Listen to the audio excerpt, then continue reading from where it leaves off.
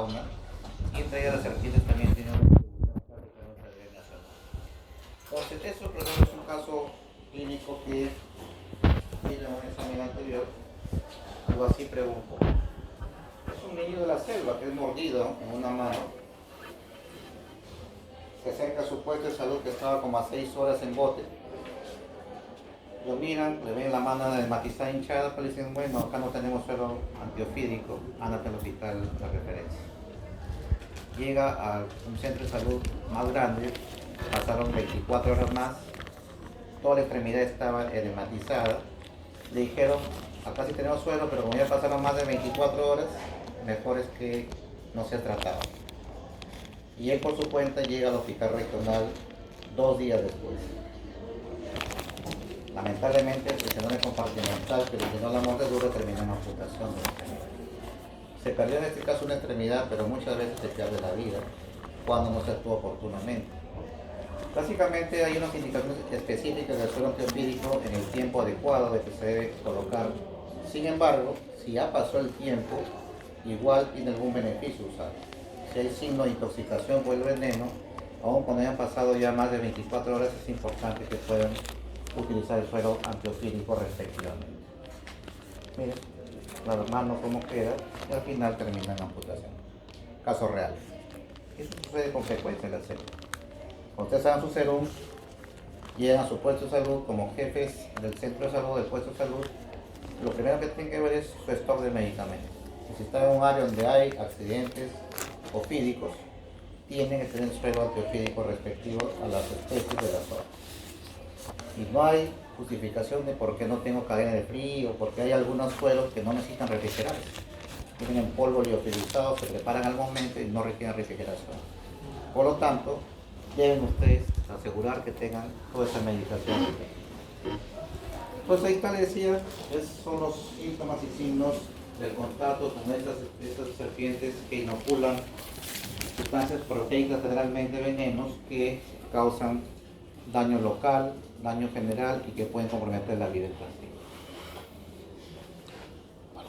Distribución, como dije, a nivel nacional, es más frecuente entre los 800 y 2000 metros sobre el nivel del mar, pero podemos encontrar en la costa también. En la costa tenemos especies de serpientes.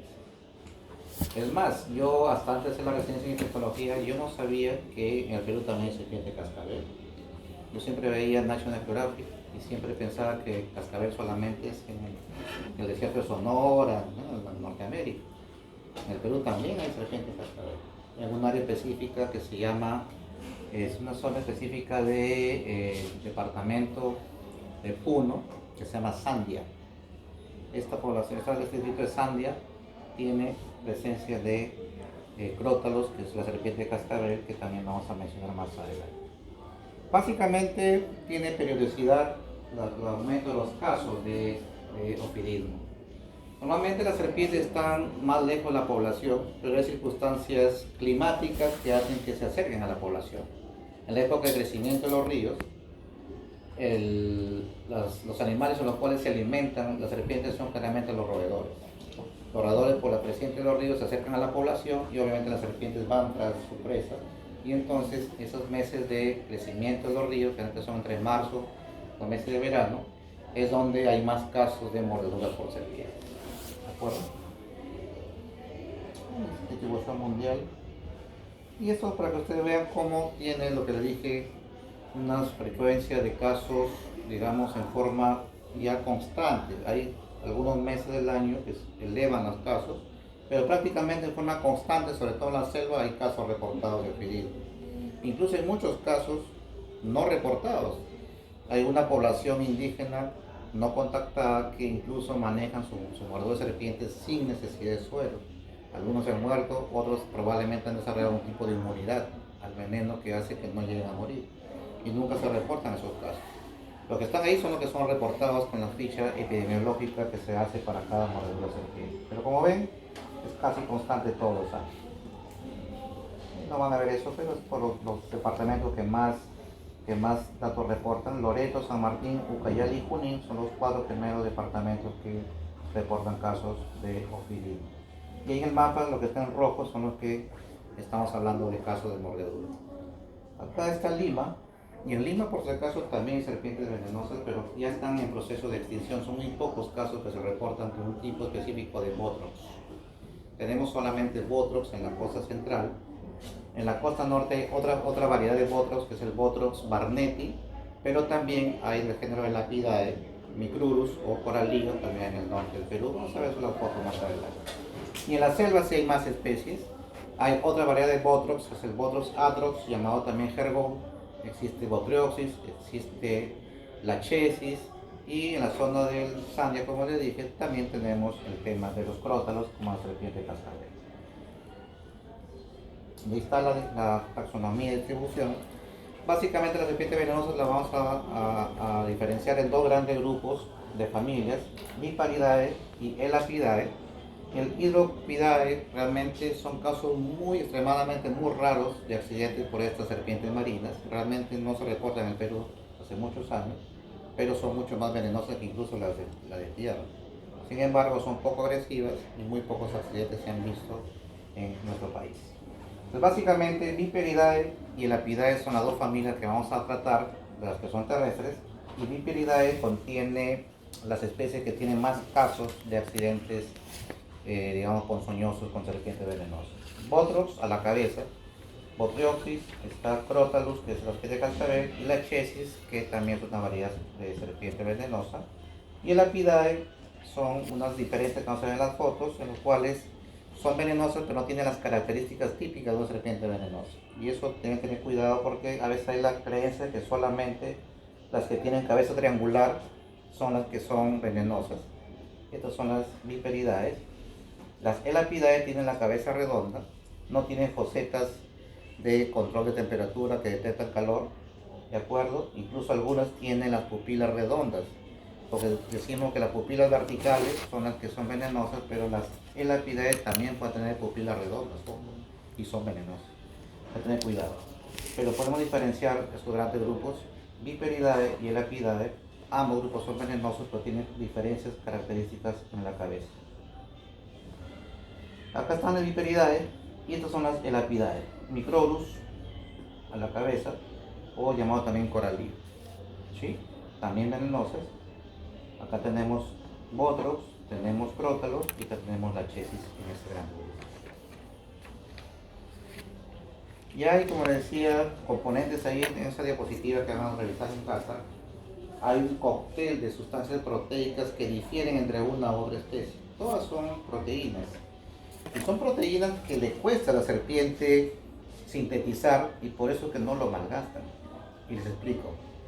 Una serpiente adulta cuando es acorralada puede morder, pero no necesariamente inocular veneno, cuando es por defensa. Eso es lo que llamamos una mordedura seca. Hay mordeduras de serpientes venenosas que no inoculan veneno, por lo tanto no hay signos de intoxicación por el veneno, como mecanismo de defensa. Ellos reservan su veneno para cazar, inoculan a la presa y recién se alimentan. Es costoso para ellos formar una cantidad adecuada de veneno. Entonces el adulto, la serpiente adulta es menos peligrosa porque ellos controlan la cantidad de veneno que desean inocular. El problema está con las crías. Las serpientes que son crías, las pequeñas, no tienen la capacidad de controlar el veneno, por lo tanto siempre inoculan veneno. Entonces hay que tener cuidado, no piensen porque es más pequeña la serpiente, es menos peligrosa, y eso es falso. Las serpientes que son crías, las pequeñas, no controlan la cantidad de veneno y por lo tanto siempre van a generar intoxicación. ¿De acuerdo? Y esto es lo que tienen que saber claramente de acuerdo a las características del veneno y la especie. Si usted está en una zona de la selva y de la costa central y norte, donde hay Botrox, el Botrioxis, que es el ormachaco, es una serpiente arborícola de hábitos nocturnos, y el Portino, que también está en la zona de la selva, tiene estas características, es proteolítica, se destruye el tejido, causa necrosis, siempre. Coagulante, eso también es una característica importante. A veces algunos pacientes son mordidos por serpientes, ustedes notan hemorragias y uno piensa que el efecto es anticoagulante y eso es falso.